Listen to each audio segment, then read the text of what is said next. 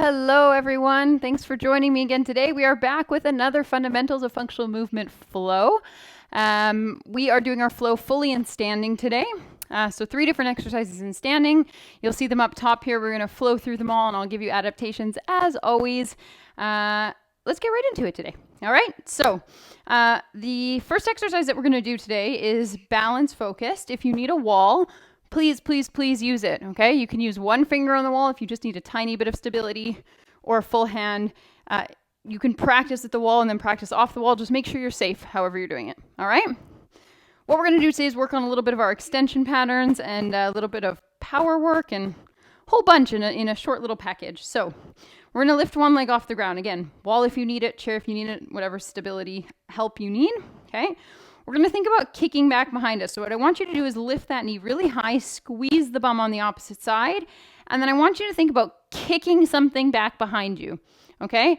If you're coordinated enough, you can bring your opposite arm forward to the leg that's standing on the ground. We're going to do 5 of them. 2, kick, 3, kick, 4, kick, 5, kick. On that last one, every time we're squeezing those glutes, we're going to drop the leg back behind us and we're going to get into huge arm swings here. So big swings. We're going to do 10. 1, 2, 3, 4, 5, 6, 7, 8, 9, 10. Now this should be exaggerated, okay? I want wide fingers, full range. Make sure you can see your thumb way up high to the sky and that back arm doesn't get lost because often that back arm kind of stops at our side with Parkinson's. So all the way back behind you, stretch it out, okay? Then we're going to go to the other side and do the same thing. So 5 kickbacks. I'll show you this way. Okay, get your balance. One side's always going to be harder than the other. That's normal. And it's exacerbated of Parkinson's. Bring it back up nice and high up in that front position. Push it back. 2. Opposite arm can come forward.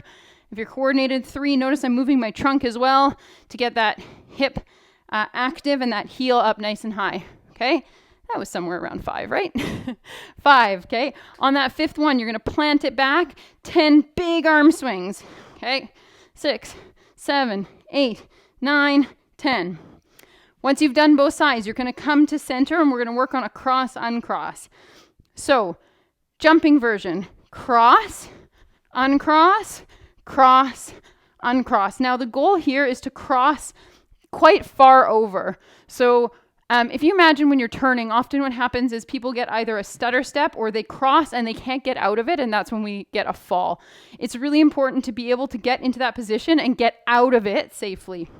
If you can't jump, you're just going to step it, and I'll show you that in the adaptations in just a minute, all right? So cross, uncross, cross, uncross. We're going to do 2 each side, and then you just go back to the beginning, okay? With those 5 kickbacks, 10 arm swings, 5 kickbacks, 10 arm swings, et cetera, okay?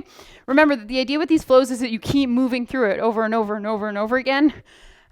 If you've done it a few times and you've gotten used to it for up to about 10 minutes, if you're just starting, you can start as low as about 3 minutes, but ideally getting up towards about 10 minutes of this flow, all right? You should be nice and warm after doing that, and you should be starting to get used to those movement patterns. Adaptations. So, number 1, if you can't balance, like I said, use a wall or a chair or whatever you need. If you can't lift that leg up high, you just feel like you're going to fall no matter what, just bring it to where you're comfortable. And when you come forward, don't kick it up as high, right? Just kick it up to where you're comfortable. The best place to do exercises often is near a corner because it supports you on both sides. You have something beside you and in front of you in case you feel like you're going to tip, all right? So that's your adaptation. You can always go less range or holding onto an object. For your arm swings, if you're finding this is making your shoulder sore, I want you to check something before you choose an adaptation. You want to make sure that as you come forward and back with your arm swing, you're not getting into this position. Can you see how my shoulder's rolling forward? I see this all the time when I am trying to teach clients about amplitude. The second they try and get big, they're getting that range by dropping the shoulder forward, and that can cause a lot of pinching in the shoulder joint. So pause, open up the chest, Keep it there and only go through as much range as you can, keeping the chest nice and open. Okay, so if you're getting any pinching in your shoulders or discomfort, that's the first thing I want you to check. If that persists, do it with bent elbows. It just allows you to have a smaller lever and not quite as much amplitude and pressure on that shoulder joint. Okay, 10 of them. For the cross and uncross, easy peasy adaptation is you just step it. So you go cross, uncross, cross, uncross, and you do it again. All right. So that's your flow for today. Okay. Done and done. 6 to 10 minutes if you can manage it. Thanks for joining me, guys. As always, please subscribe so you get notifications for the videos. It's great seeing you guys. Imagining you guys, I should say, today. Okay, I'm glad you guys are all using these to get your bodies moving and help your bodies move better while you're living with Parkinson's. All right, we will see you guys all very soon. Adios.